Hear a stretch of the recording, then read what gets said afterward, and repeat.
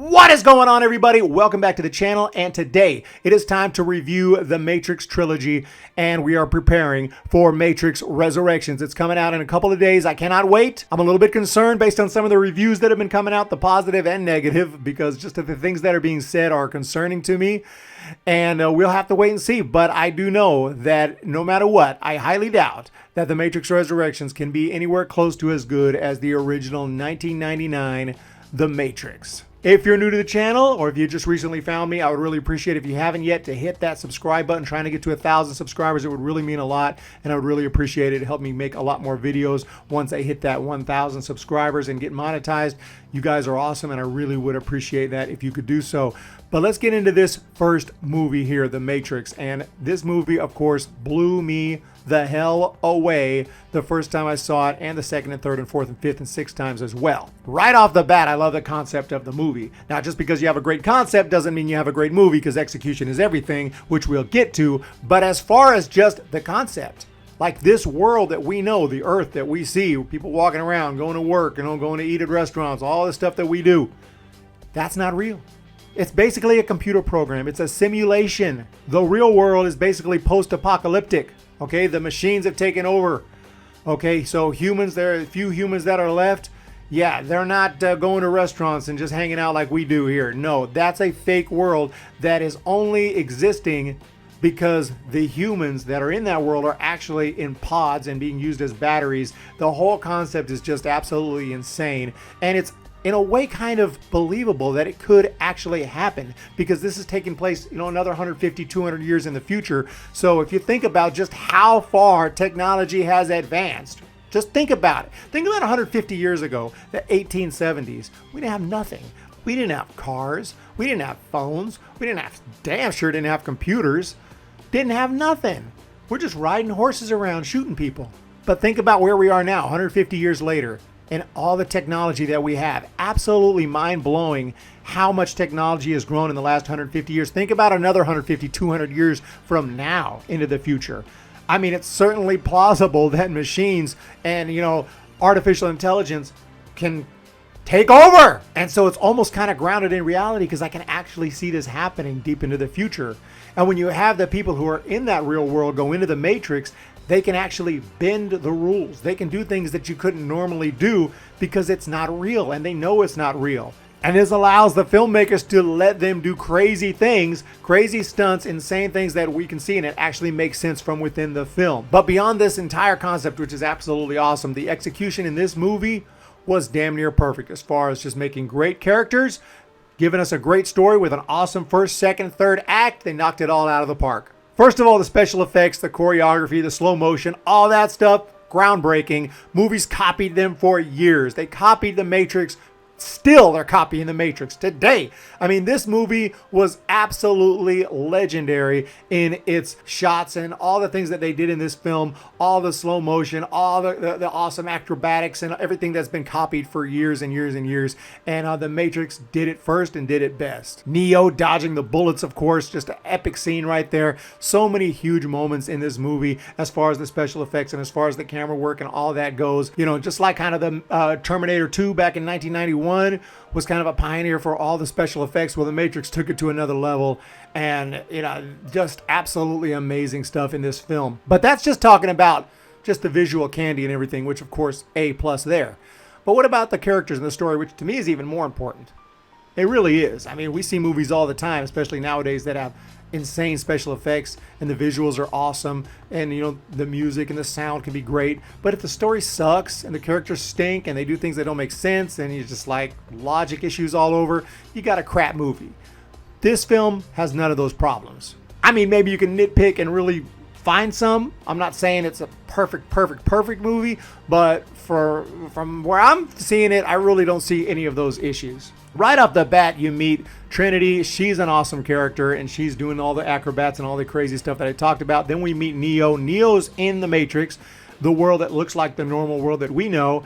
And yeah, he's a really interesting character. He's like a hacker. You know that he kind of he's seeing some weird things happen, and yeah, it's right away. It's kind of interesting, and you see him go to work. He gets chewed out by his boss in a really cool scene. Then he gets taken by Agent Smith. And at this point in the movie, this is where we see the crazy stuff start to happen with his mouth getting sewn shut. He's getting, putting something in his body. It's like, holy shit, this is absolutely crazy.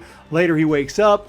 Is it a dream or not? We don't really know. Then Trinity grabs him and is taking him to Morpheus. At this point, we find out it was real because she gets that sentinel the hell out of his body, and he's like, oh shit, that shit was real.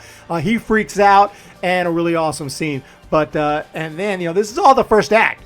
We're just getting warmed up here, and this is when he goes to meet Morpheus, and Morpheus is absolutely amazing. And this dude, Lawrence Fishburne, listening to him explain the situation to Neo, offer him the red pill or the blue pill. I mean, talk about just legendary stuff. I mean, the red pill and the blue pill came from the Matrix. How many things came from the Matrix that are copied and repeated over and over and over for decades? Absolutely insane. But he decides to take the red pill, okay, and then he wakes up. His real self wakes up in the pod. This scene was just insane. The first time I saw it, I didn't really know what was going on. I had to watch it again, but by the second viewing, I realized, okay, he's just waking up in the real world.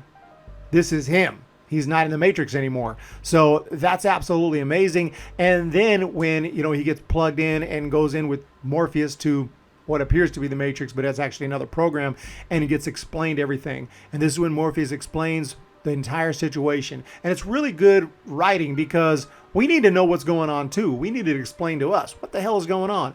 But we don't want idiotic expository dialogue that doesn't make sense. Characters talking to each other, saying things that they both already know. And it's like, why would they say that to each other? Well, in this case, clearly Morpheus needs to explain to Neo everything that's going on because he doesn't know crap and we don't know crap. So we'll learn together. And just as shocked as he is, we also are when he finds out that people are simply batteries now. He's like, no, I don't believe it. Let me out of here. But he also explains to him the concept of the agents. I think that's an awesome concept. These guys, you survive by running and hiding from them. They are unbeatable. But Morpheus believes the one can defeat them and do so basically very easily. He can defeat them without a problem. And he thinks that Neo is the one. And I love how Neo is doubtful through the entire movie. We're not even sure. Is he the one? Is he not the one? He must be, right? But he doesn't seem like it all the time. He doesn't really seem like the one, and that's perfect too for this film. It's perfect casting, with Keanu Reeves, being like, he honestly doesn't know. Even when he talks to the Oracle, she's like, do you think you are? He's like, honestly, I don't know. And you feel that the entire time. He really doesn't know. And when he's told he's not, he's like, no, I'm just some guy. He's just some guy. And, I remember the first time seeing it, I thought that was true. I thought, he's not the one. But he was told what he needed to be told. And it just, I love the scene with the Oracle, by the way. Just every scene, just eyes just glued to the screen in this original movie. It's just so awesome. There's not a dull moment. And I can relate to almost every character, even Cypher, who you see there in the poster on, the far left there. Cypher is kind of a villain, right? He is a villain. He basically is a traitor. But I can even kind of relate to him. It's like he's there in the real world, right? This nasty real world, eating this disgusting crap every day. It's a horrible life, right? And it's like, man, put me back in the damn Matrix, okay? I choose the Matrix. I can go to my favorite restaurant. I can eat this delicious steak. It's juicy. I can taste it. I can feel it. I can sleep in my comfortable bed. Everything is awesome. I don't care if it's not real. Put me back in my damn pod. And then you got Agent Smith. What a character he is, right? Mr. Anderson. I mean, there's epic lines everywhere.